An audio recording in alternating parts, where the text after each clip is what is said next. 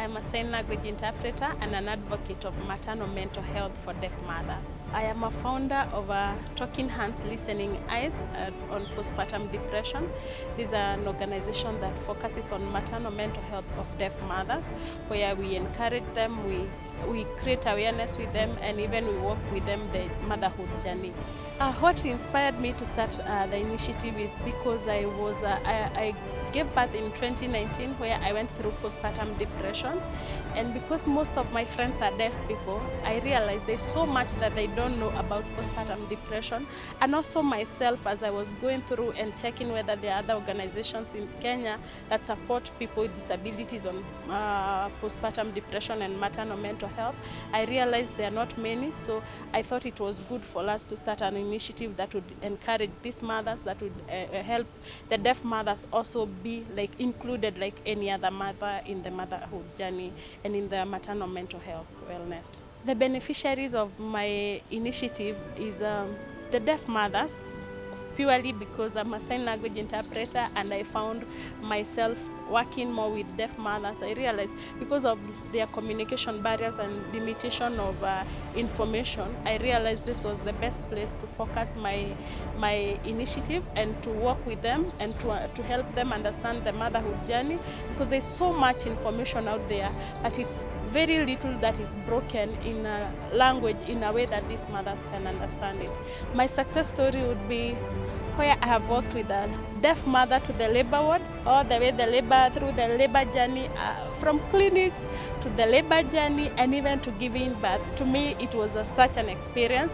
And also even in 2020, there is a lady I got who was an orphan, and she didn't have anyone to help her. I took her in, and even now we are staying with the baby and with her. And to me, that's a success story, seeing her smile from a way where she didn't have a future, she didn't know what to do next after giving birth, and today she can smile and say she has stood and she's strong.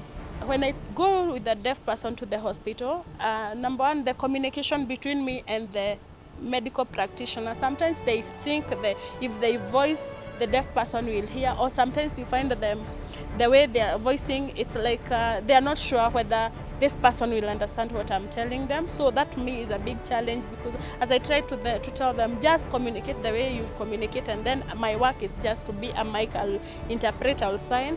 Other challenges, lack of funding, of course, because as we go to work with these mothers, sometimes their expectations are high, and this is because most of them were not doing very heavy jobs before the COVID, and most businesses locked down, most organizations locked down. So through this, some of them are still not working. We will have broken the ceiling glass for the deaf mothers. We will have reached more medical practitioners, more health facilities.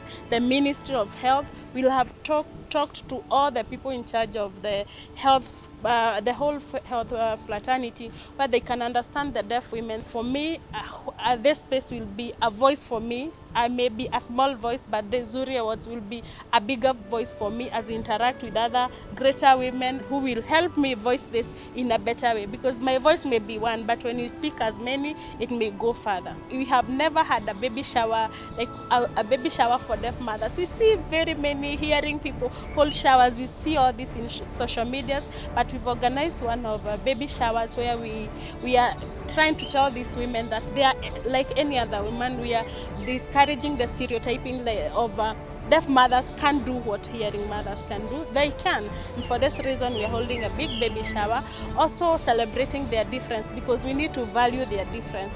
Their difference is they can only speak with their hands, as well as Talking Hands Listening Eyes says.